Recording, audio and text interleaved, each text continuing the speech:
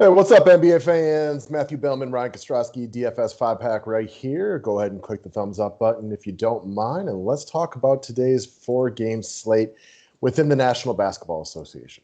Yeah, we got multiple sports going on, multiple slates, but NBA public is what we got going on now. All right, guys, you can see Steph Curry on the cover today. Not a lot of big money options, so we'll get into this one momentarily. Just want to reiterate, we've added a chat feature to the website, guys. Go ahead. If you got any questions or anything you want to ask us, go ahead and go to the website. Click on the Let's Chat button, ask away, and today's show is brought to you by our good friends at Drafters.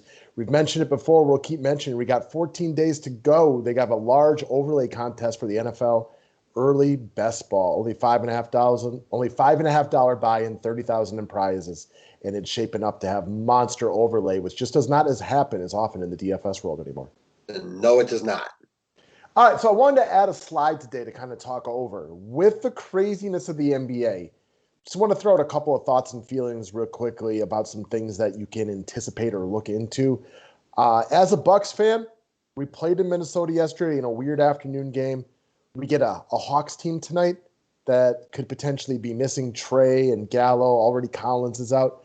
I kind of expect the Bucks to throw some monkey wrenches into what we do today. Very hard to speak about this slate until we know about these things. But we also can't, put out a video 30 minutes before lock because then nobody can see it. So it's kind of the world that we're stuck in right now. And I could be wrong. Giannis could play today and they could all be in there. I just anticipate some guys being out today from Milwaukee. Couldn't agree more. All right. Also, Capella is questionable right now, or not questionable. He's a guy for the Hawks tonight. I always like him a little bit more if Trey plays because they play together off the pick and roll. But more importantly, if like Giannis and Lopez are out tonight, then I like Capella significantly more than if both of them boys are going. For shizzle. Hassan Whiteside blew up off the bench last night. I think that's a really, really interesting discussion point. I could see him 10Xing today, and I could see him being a DMP. So proceed with caution on both sides right there. He could be the best play on the slate. Kings kind of fallen out of things to play for. Holmes is out for a couple of days, but they signed Jones the other day. He started last night. That's to me one of the bigger question marks on this slate.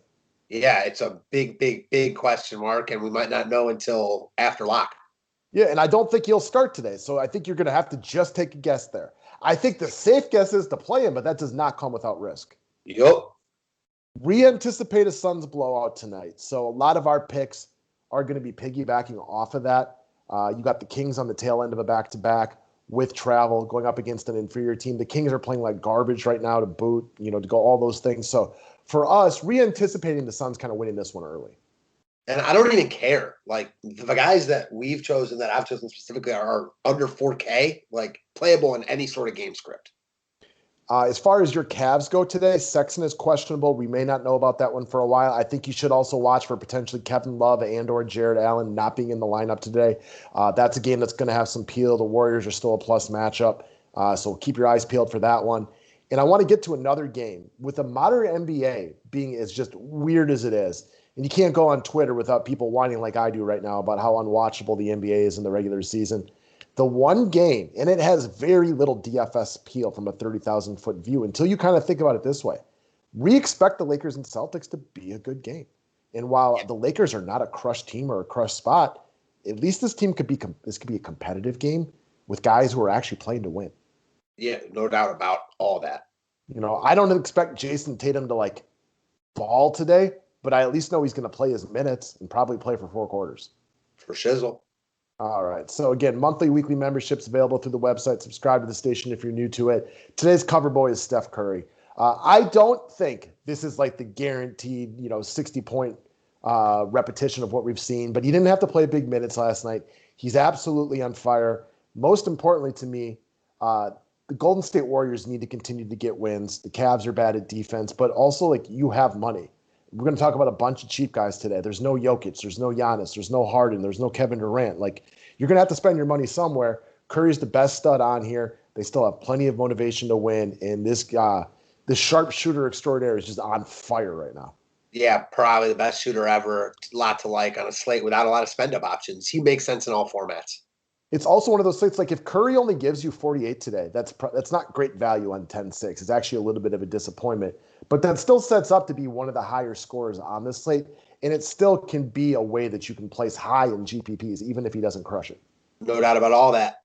All right, next up. So going over to the Phoenix Suns, you like Cam Johnson, and I don't disagree with you. While we would prefer that the Suns win handedly, Cam Johnson has a role no matter what. So it's not like you need it to be a blowout. He's just better if it is kind of a lopsided game. For sure. I mean, this is a guy that's got a really impressive game log for someone that's 3,400, 25, 24 plus in back-to-back games in a really good spot against Sacramento. He's going to get his minutes. And in a crush spot against the Kings, he's just too cheap here. Again, there's a lot of value plays on this slate, but the Suns, I think, are just far too cheap for their proposed upside in this spot.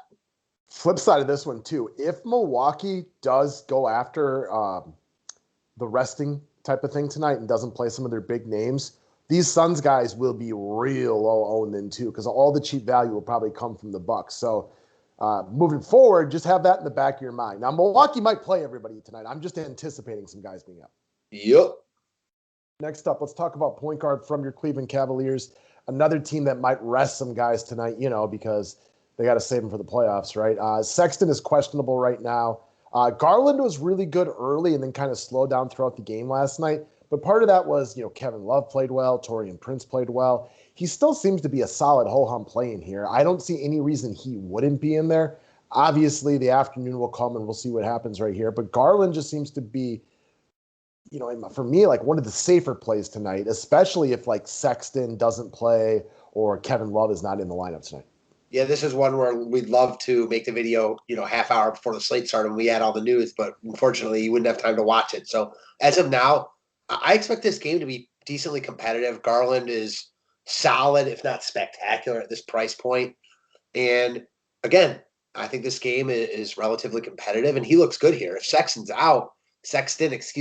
out, I mean, I saw how well he played early in that game yesterday. If he can put that together for fourth quarters, which we've seen this year, he's got nice upside at this price also. Yeah, I also expect this game to be competitive, assuming Cleveland at least has some decent players in there. If like Sexton and Love and a whole bunch of other guys are out, I might change my mind a little bit, but that's not how I see it right now. I expect Garland to play. I expect him to play his normal allotment of minutes. I prefer it if Sexton is out, but he's not out of play if Sexton plays either, especially if like Collins is in, but Kevin Love is out. Exactly. All right, next up. So going back over to the Phoenix Suns, a lot of guards in play today, so that is something to take a look for. Cameron Payne, I have him under long shot, but quite frankly, I'm confident enough in him seeing extended run today that I don't really even think you have to worry about the blowout right here or consider him a long shot. Reason he'll be more of a long shot is because a guy like Curry is going to eat up major ownership. He's not going to get, too much love today. He's playing well. He's dirt cheap. The Kings are on the tail end of a back-to-back with travel versus a vastly superior Suns team at home tonight. This does not shape up to be the most competitive game at all time. You got a wily veteran in Chris Paul, who is clearly already going to be in the playoffs this year. And if you can let Paul only play 26 minutes tonight and give Payne an extra 5 to 10, that's great for the Suns' plans moving forward. And I think that is a very plausible situation tonight. Yeah, I mean, he looks really good at 3,500. I like all your points about Chris Paul. I mean, this is one, again, just like you said about Cam Johnson, he's going to play his minutes and he's in play regardless. But if this game gets out of hand and all of a sudden, Paul's not playing the fourth quarter, he could get there just in that run alone in this matchup. So 3,500, he's got 10x upside here. We've seen it a couple times recently where he's gotten 30 plus. And I expect him to walk into, 20 with relative ease in this spot. And it's not just the blowout. The Kings are one of the best teams to attack within the DFS world. This is a crush spot no matter what. For sure. So I don't know. This is my bold call for the night. Chris Paul doesn't touch the court in the fourth quarter. Love it. All right. And so that goes into the last one.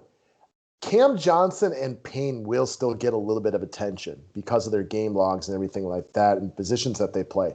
Saric, on the other end, is another guy that I do not anticipate getting a lot of love today. I think a lot of people will spend down Hassan Whiteside. I think more likely to get love would be the bigger money center from the Phoenix Suns, DeAndre Ayton. So I think Saric comes into a true, very low and long shot right here. Again, the best bet would be for Whiteside to outscore him. Clearly, you can play both of them together. But I'm also not surprised if we see some Hassan Whiteside kind of trickery tonight. Again, I will probably roll him in a cash game because the proposed upside right there is massive. However, I'm not shocked at all if Whiteside barely touches the court tonight. So it's a tough one to go through.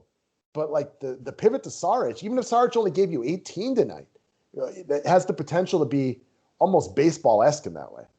Yeah, it really does. No doubt about all that. And I agree with you. At the center position with value all over the board, Saric won't get any love here. And he's another guy. When he's on the court, he can put up nice DFS scores. This is the one definitely prefer if this game gets a little out of hand, which we expect. Bad spot for the Kings who aren't playing well. I like your point about Hassan Whiteside. Hassan Whiteside is the better DFS player, but even much more of a wild card, just because, like you mentioned, he might not even see the court. So at a fraction of the ownership, I think Saric is worth taking a look at. And all these guys kind of play well together. If this game just got out of hand, I like running all three at Cam Johnson, Cam Payne, and Saric together. I just wish we had more guys to spend up on. So I was actually going to say the exact same thing right there, that I think you could play these guys together in a GPP only, because in that situation you're putting all your eggs in one basket, that this game is lopsided, and these dudes are out there for a good portion of the third and fourth quarter, and I've already seen their early first half run and everything like that. You're right, though. We do not have a lot of spend-up options, but I wouldn't call it a crazy idea. But what if you played some bigger money guys like a Tatum and a Jaylen Brown and played that game to be competitive, and then kind of paired them with something like this? You could still roll with a Curry, too, because as long as Curry's in the lineup, he's going to find a way to at least have decent production today. Definitely, you could roll with like a Brown, Tatum, Curry, and then like this value. Yeah, there's ways to get after it tonight. It's going to be a weird slate. It's probably going to get weirder too. I'm going to be surprised if my Bucks don't screw with the DFS slate tonight. Now, I kind of hope they don't, but I do think that's a very plausible situation here. Agreed. So, best of luck today, everything. Stay tuned to Discord and Facebook for updates. Write-up will be out later. Have a wonderful Thursday, and we'll see you guys a little bit later for some night baseball. Thanks, guys.